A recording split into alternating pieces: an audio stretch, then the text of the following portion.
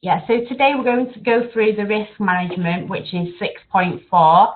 We're going to go through the first learning outcome, which is 1.1, again, the role of the risk management function in business. So what this requires is for you to identify a risk within your workplace. This can be done by identifying a risk in the workplace, or it can actually be from research. So something that could potentially happen in your workplace where there's going to be a risk involved, or it's already happened. For example, say you was working with service users that self-harmed, that would potentially be a high risk. So therefore, to reduce the risk factors of this happening, you'd put a plan in place. So you would actually, if there was knives around, you would keep everything locked. If you identified that money was a risk, that economical factors was a risk, that would be in your risk assessment, and you'd be trying to put in a plan to ensure that you wasn't at a loss.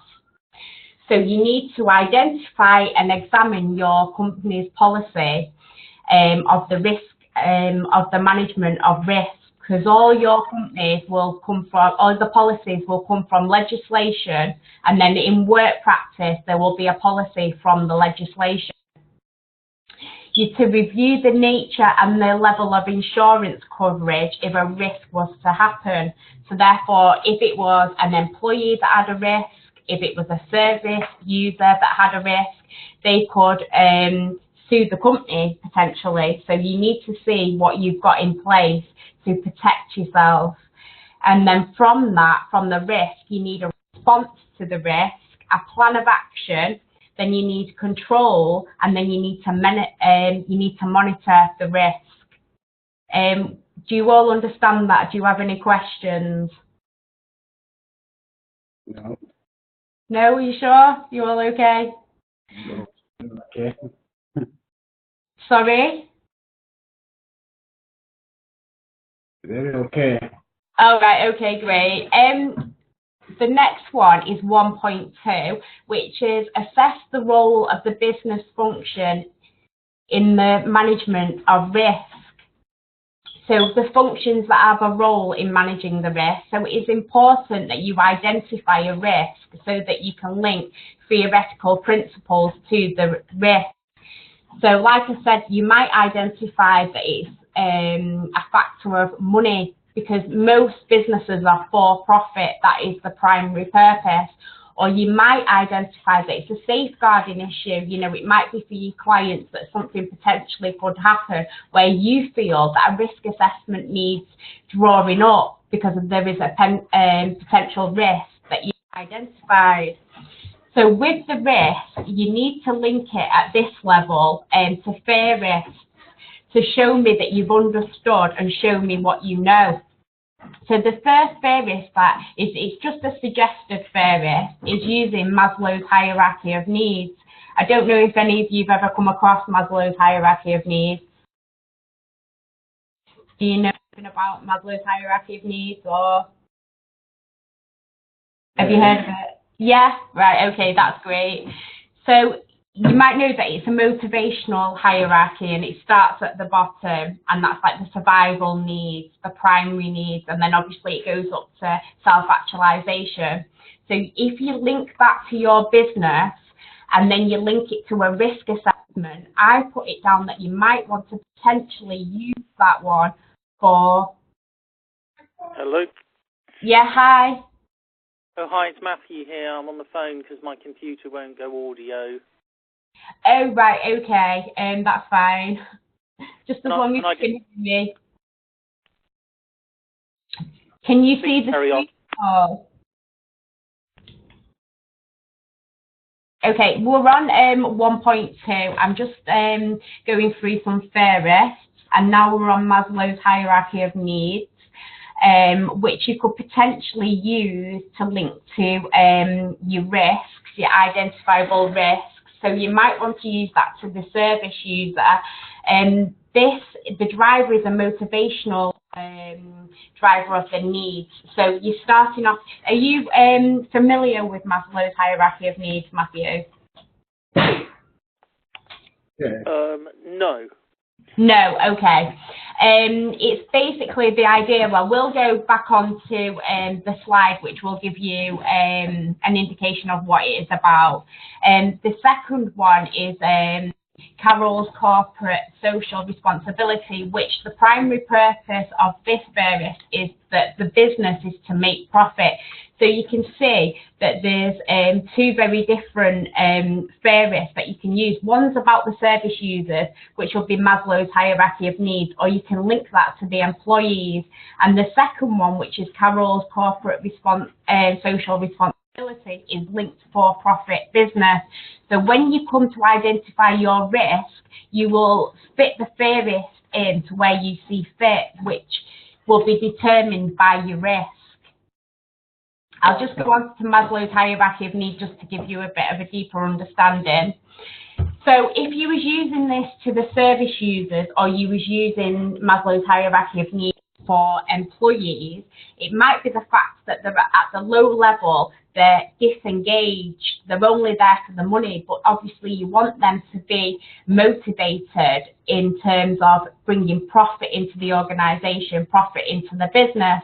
So you would hopefully get them from the survival needs, moving them up to the security needs, and then the belonging needs, the importance, and the very top, self-actualization, where they're invested in the business, where they actually want to work there and they have self-belief in themselves through the company. So that's Maslow's hierarchy. So if you feel that you could link that to your identifiable risk, then if you show me what you know on paper, because one of the things, it says examine for your learning outcome. So you need to be putting in the strengths, the weaknesses, show how you've engaged.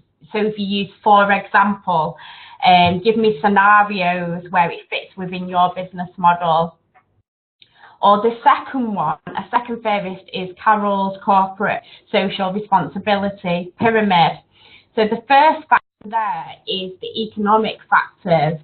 This is the responsibility of the business to be profitable, which most businesses are. The only way to survive and benefit society in the long term. So that's the very bottom of the pyramid, but it is different to Maslow's hierarchy of needs, because he's talking about motivation and employees and doing it in a different way. You could potentially play the two theorists off each other to show a high knowledge of understanding and how one may be not suitable and the reason why you chose another one.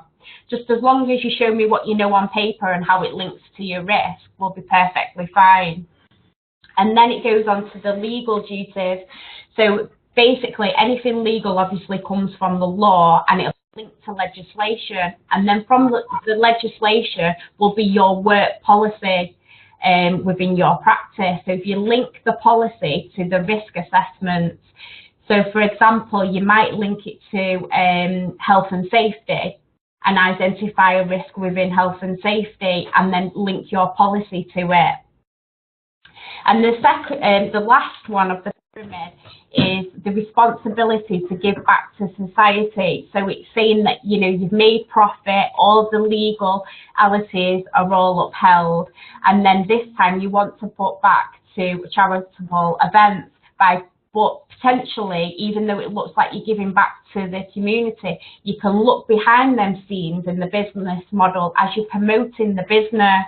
The reality is, even though you might be doing charitable events, you're putting yourself out there, so it's promoting your business, and hopefully by doing that, it will bring in more profit for your business. Yeah.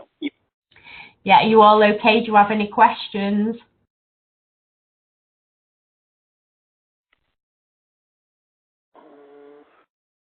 Are you okay? I'm okay with the theory, yeah, I think so.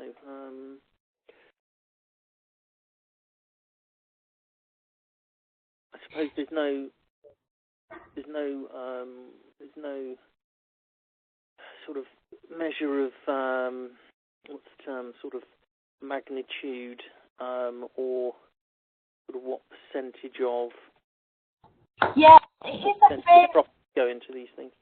Yeah, I understand what you mean. With any theorist, you can play them off each other. And if you don't buy into a certain theorist like that I spoke about there, that's up to you to go and do your own readings and your own research. And you might buy into another theoretical perspective. It doesn't mean what I'm actually saying. You might think, no, that doesn't tally up at all with my business. So therefore, you might produce from like journal articles, books, readings, and you might put it into your own words, and that's great because you're showing me what you know and how it fits within your business and your corporation, and how you're minimizing risks within your business and how you're linking theoretical perspectives. So if you don't buy into these, then that's completely fine. But it just gives you an insight of what people do say about business. But you can, like I said, you don't have to use them theorists. As long as you do use a theory that shows that you understand, that is fine. Would the average care home for the elderly or the average district general hospital have risk management assessed by the CQC as part of the safety criteria? Yeah, well, everybody will have a risk assessment. Every organisation will have a risk assessment, and like safeguarding will be paramount. It'll be really high. Like a scenario there will be, if you're talking about a care home, would be the fact that you've got to get service users out of bed because, you know, abuse or neglect could be high, even if a service user had bed sores. So if I was writing a risk assessment for there, I would be saying, you know, safeguarding vulnerable adults, adhering to policy and legislation, that you're minimising the risk by being aware of the policies in place, and you know you're trying to move service users so that people aren't suing the company. You don't want anybody to sue, so you should be working in adherence to your policies and legislation within your practice. Yeah. Is that okay? Do you understand that bit? No, Karen, that's fine. Oh, great, okay. So yeah, if you need to look into your readings, look into your policies, it's asking you to identify a risk yourself. So that's up to you whereabouts you take it. And like I said, I'd give you some suggested theories, but you don't have to use them. If you feel you can do some reading around them areas and make it fit, then great. But then if you come across some other things within journal articles, then you can paraphrase them and link them in. Obviously, it needs to be in accordance to the Harvard referencing system. When it says examine, it means investigate, put like the strengths, the weaknesses, what it looks like in practice. So you might use, for example, just to show that you've engaged and how you've linked it to your own practice. So just as a quick recap here, it's saying like identify the risk. So you're going to pick a risk out. The response, so how are you going to plan to minimise the risk, control and monitor it. And for the second part, you're going to link it to the legislation and in line with your work policy. Is that all okay? Do you have any questions?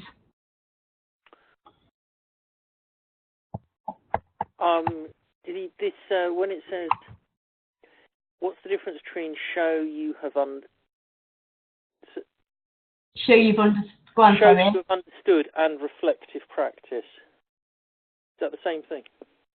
Reflective practice, if you're a reflective practitioner, it's trying to take a scenario where you feel that you may have not done potentially well, or on the other hand, it can be well, but you can use, if you're doing a reflection, I would link it to theory, so you could link it to Cole's learning theory, and you can link it to Gibbs. It shows that you've reflected on something and you've took something from that. So reflective practice is different, but that is more of a high grading criteria, so you can always link reflective practice into any assignment that you're doing, because it's just showing that you actually know what you talked about and you reflect on your own practice and showing how you've learned from that, how you've understood that, where you're going to go from.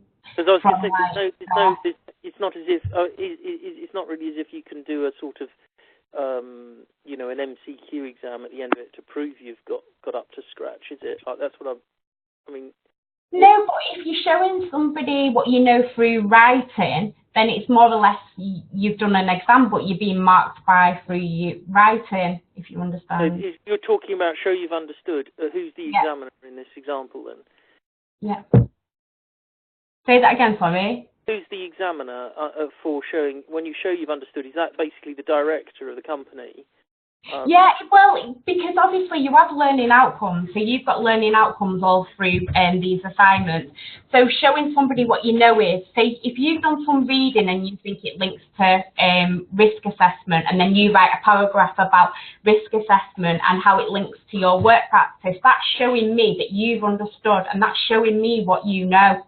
It's showing me that you know your stuff, and I can tick it off that actually he knows exactly what he's talking about. It fits with the grading criteria. So that's basically what it is saying. Does that make any sense to you at all?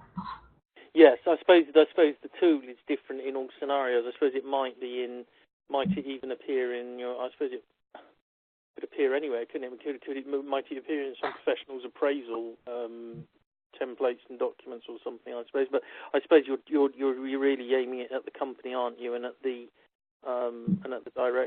the board of directors kind of thing eventually, or at least if they having it there in case they call round to have a look at it. Yeah. You've for this is actually only showing me that you've understood, because I'll be marking it to check that you've hit this grading criteria. But for in your work, in your professional practice, obviously you understanding the policies is going to benefit you. You understanding risk assessments and be able to draw a risk assessment up and reduce risk in the workplace is going to make you a better practitioner. Yeah, I mean, it's interesting how much is still. I mean, it's not as if I'm aware that there's a wide gulf between best practice and negligence. I think most people accept that, or gold standard practice and negligence, and that most people sit somewhere in between, and that no templates or work system or CQC system, nothing is 100%. You can never all the risks and managements that have to be done. I mean, I'm aware that it certainly appears in a number of care home environments. They've got some very regimented settings for risk assessments for set categories like moving and handling or personal evacuation plans or those kind of things. But I wonder whether they're part of a fixed system of review, or whether this is part of a experimental think tank. What percentage of it is mandatory and what percentage of it is strivations for gold standards?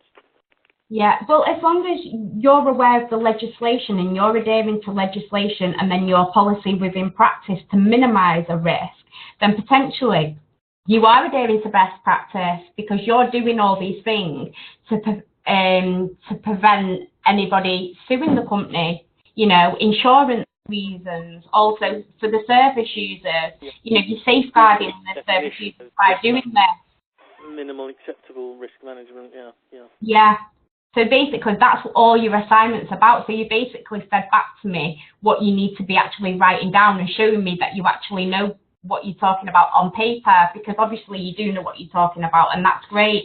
So it's just putting it into a format where you can actually tick it off and say, yeah, you completely have engaged and you've understood exactly what it is you're expected to do with these learning outcomes.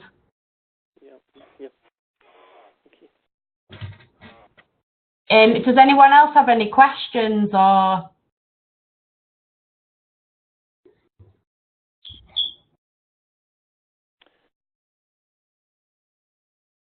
No? I say that as a no. Right, well, thank you for attending the session. And the next session. Go on, sorry. Will this be on Moodle now? Will this be on Moodle? Yeah, do you want me to? I can upload the PowerPoint on. Go on, sorry. Sorry, breaking up. So sorry, but it's just that I had an email and it had a paperclip attachment. When I opened it up, there's a grey folder which shows it's corrupted, so I couldn't open it. So I was just wondering whether whether these slides were actually now for me on Moodle. Well, what I'll do is I'll email the slides to you, and I'll also upload them on Moodle so you can go through them, and email me any questions or anything that you feel you might need to email me. What's your email address? What's your name and email address? So sorry to be so bold. Your name and email address? Caroline at ukversity.co.uk. Do you want me to, have you got that? Do you want me to write it in the chat? No, well, no, it's all right. Is it Carol, just CAROLINE? Yeah, yeah. ukversity.co.uk. Yeah. Brilliant. That's fine by me. Thanks. All right then. Thank you for attending. Thank you. Thank you. Bye. Bye. Bye. Thank you. Bye.